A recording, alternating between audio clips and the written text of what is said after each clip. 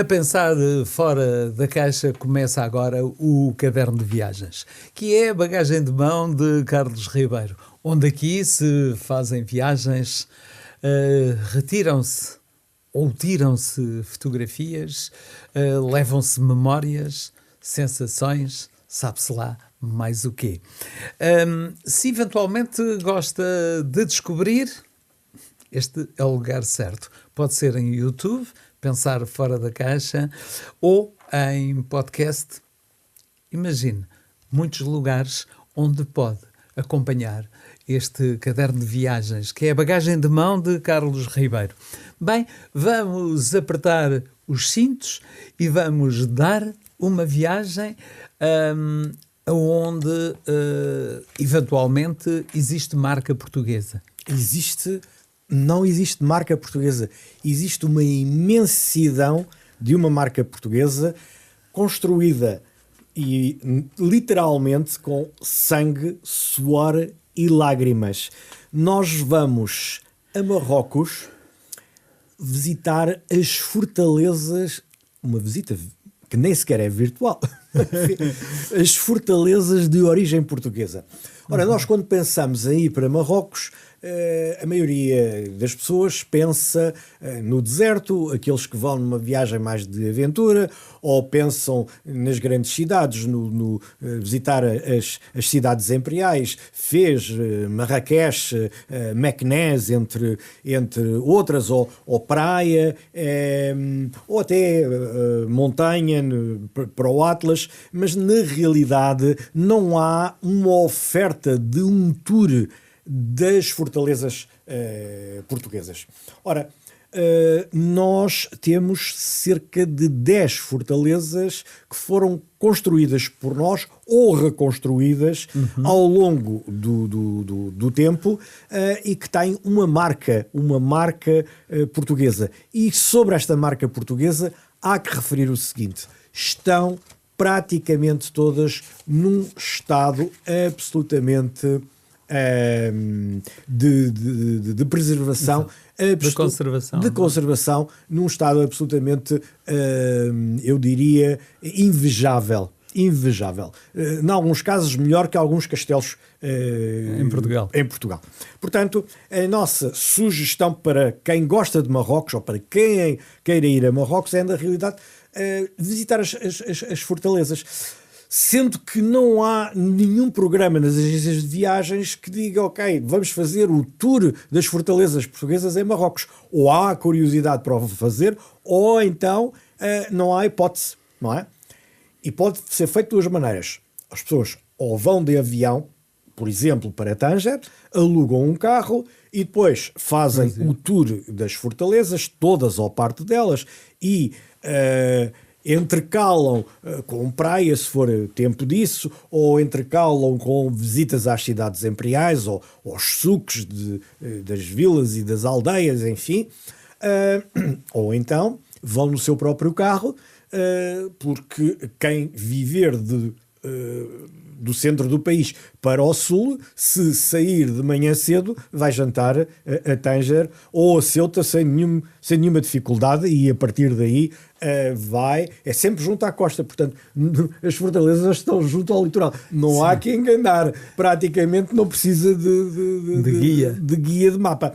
Ora, isto tudo quando começou com a conquista de Ceuta em 1471, pelo Dom João I e pelos infantes, onde foi a nata da nobreza portuguesa, e foram também uns largos milhares de homens. Foi eventualmente a maior operação que o país fez de conquista desde a sua fundação. Portanto, foi sair do território nacional, atravessar, descer pelo Atlântico, entrar no Mediterrâneo e ir conquistar Ceuta. Ora, este programa não é um programa sobre a conquista de Ceuta.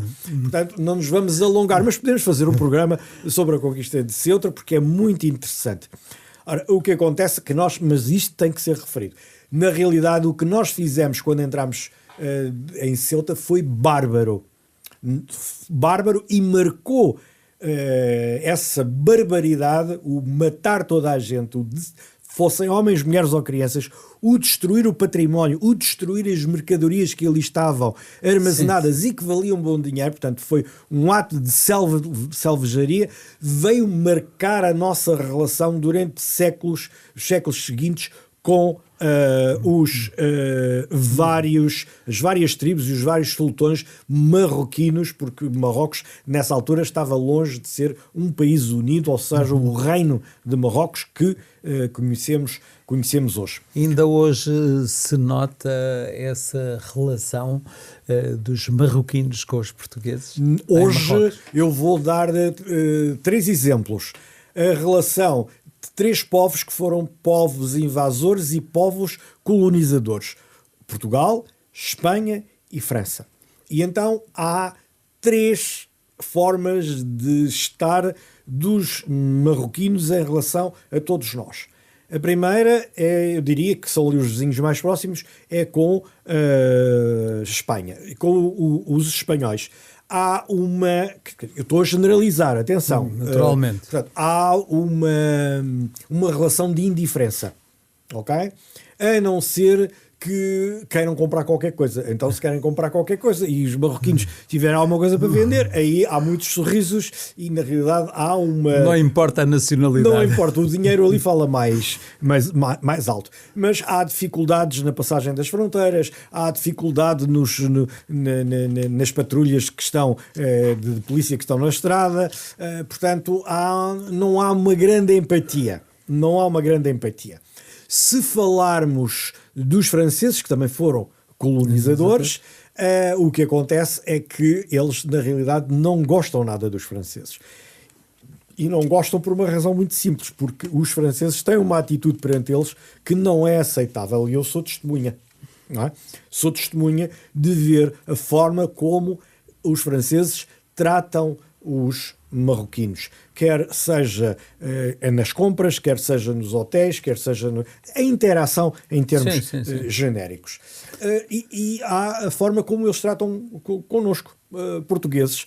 E nós temos, eu falo pela minha experiência, tivemos um grande embaixador que se chamava Figo, e portanto o meu passaporte português e vinha logo o Figo, e isso era um quebra-gelo, não é? Era um quebra-gelo. E depois, obviamente, o Cristiano Ronaldo, porque eles sabem mais do Cristiano Ronaldo do que eu, que não sou um apaixonado por futebol. Portanto, em resumo, nós portugueses somos extremamente bem recebidos em Marrocos. Isto não quer dizer que não haja um ou outro caso de alguém que tenha uma atitude mais estranha, mais autoritária, ou que nos queira ludibriar num negócio menos claro. Mas aí é em todo o mundo, não é? Portanto, portugueses, não tenham receio, podem ir em segurança para Marrocos, com as precauções que se tem em qualquer local quando se está fora do nosso país. Mesmo no nosso país temos que ter as nossas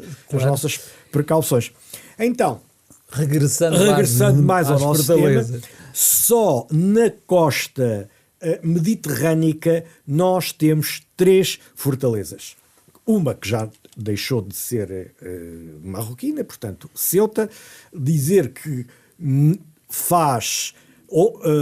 nós... na altura em que estamos a gravar este programa, estamos no dia 2 de dezembro.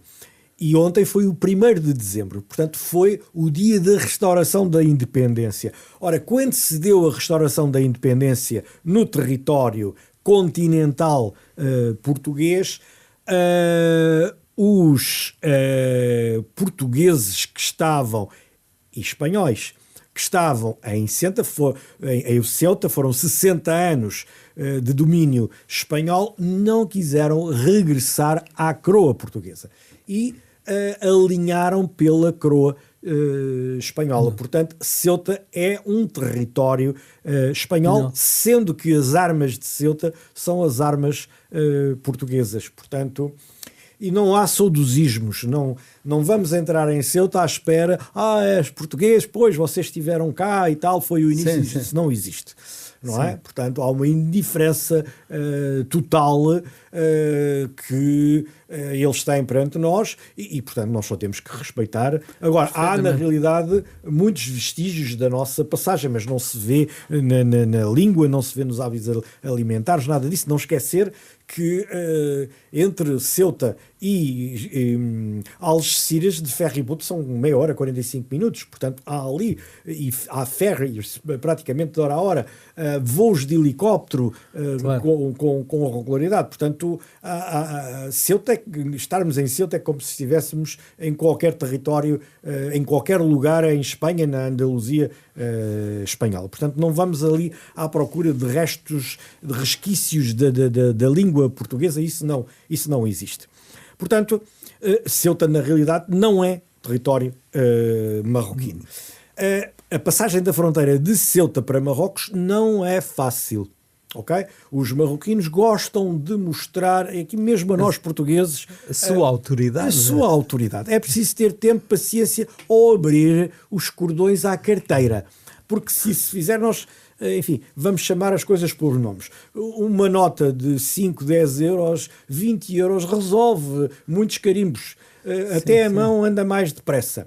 Assim como a passagem da fronteira de Marrocos para Ceuta não é tão fácil como, estamos a falar de uma passagem terrestre, mas Claro. tão fácil como em Tanger Med, em que se vem de ferry depois ou se chega de ferry, ou em Tangerville, na cidade, é tudo mais fácil. Ali há aquela fronteira não evoluiu sob esse ponto de vista e ainda vivem em tempos que já lá vão, mas que podem causar muitos transtornos e muitas arrelias. Portanto, isto falo com conhecimento de causa. Claro, claro, é a experiência. É a experiência, ou seja, os nossos programas são essencialmente fruto da minha experiência, daí que se chama o meu caderno de viagens. Mas só na costa mediterrânea, na costa norte do Mediterrâneo, nós ocupamos Ceuta, Alcácer, primeiro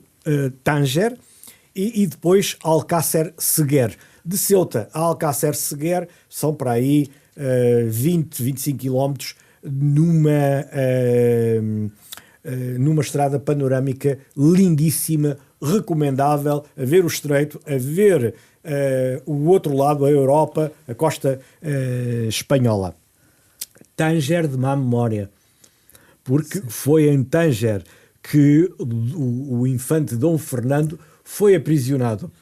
E porque o infante Dom Henrique, o glorioso, o navegador, nunca quis aceitar a troca, a devolução de Tanger pela devolução do irmão, o irmão acabou por falecer numa masmorra em Fez. Ou seja, o infante Dom Fernando, quando... isto é um pouco de história, mas enfim. O infante Dom Fernando, quando havia a possibilidade de as negociações chegarem a bom porto, ele dava-lhe melhor comida, ele engordava, ficava, enfim, em melhor condição física. Quando isso não acontecia, cortavam-lhe na comida e ele, enfim, acabava por ficar mais fragilizado e tudo. E acabou por morrer lá e passou para a história como um infante santo, um infante que se martirizou pelo bem da pátria. E também Tanger só foi conseguido a sua conquista à segunda tentativa por uma tentativa onde tudo correu muito mal, foi sob o comando do Dom Henrique e aí perdeu o irmão, foi feito prisioneiro. Mas é Dom Afonso V, o africano, que consegue finalmente conquistar Tanger, que acabou por ser dada como prenda de casamento para a infanta Catarina de Bragança, quando é feita a negociação para ela ir casar com um rei inglês, e despachamos Tanger porque era uma fonte de problemas. Agora, se voltarmos para a costa atlântica, nós temos Arzila. Para terem uma noção, eu costumo descer de Tanger desde o Cabo Spardel até Arzila pela praia de Moto 4, que são quase 50 km. E tem uma particularidade: a praia é espantosa e não está lá ninguém. Então eu entre a viagem da Moto4 e uns banhos de mar é uma delícia. Eu recomendo para quem ou alugue lá uma Moto4 ou a leve de cá, que é o meu caso. Arzilá, Safi, Azamor, Santa Cruz do Cabo ou Agadir, que ainda tem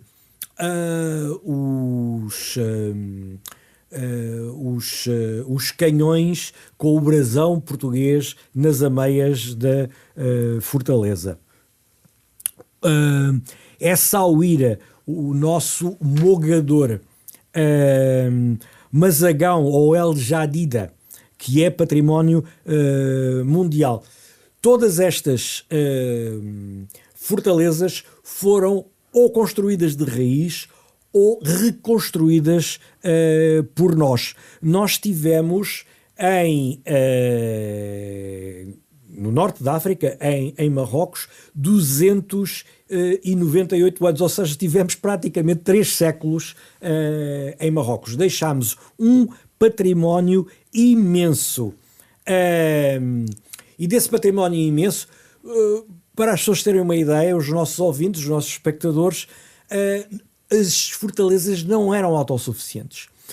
Tudo o que era necessário, desde a comida aos bens, era levado de Portugal. E para não serem atacados, faziam umas muralhas tipo funil, onde as caravelas encostavam e carregavam e descarregavam. Ir para as fortalezas de Marrocos era uma espécie de exílio. Aliás, iam para lá muitos presos, porque era pior estar lá do que estar na prisão, num cárcere em Portugal. Portanto, isto acabou, no fundo, por deixar um património comum e enorme, mal divulgado em Portugal. Nós falamos nos mouros, mas não sabemos, a maioria das pessoas, quem são os mouros, quem eram aquelas tribos que invadiram a península. Devemos de fazer um programa sobre isso mesmo. Todos estes locais podem ser visitados, e nós temos ali, em algumas destas fortalezas, o esplendor da arquitetura militar nacional portuguesa pós-período medieval. Fica o desafio ou a sugestão para quem quiser visitar as fortalezas de origem portuguesa no Reino de Marrocos. Esta foi mais uma sugestão do Carlos Ribeiro, que traz aqui no caderno de viagens e nesta bagagem, digamos, a bagagem de mão, se calhar a bagagem de memória de Carlos Ribeiro, aqui numa viagem até Marrocos. Terminamos aqui neste caderno de viagens com mais uma memória, mais uma viagem e mais uma sugestão. Vamos nos encontrar brevemente, e já sabe, pode ver aqui em Pensar Fora da Caixa, no YouTube, nas redes sociais e também em pensarforadacaixa.pt. Até lá, a continuação de boas viagens, até a um próximo destino que pode ser improvável. Quem sabe? Até lá.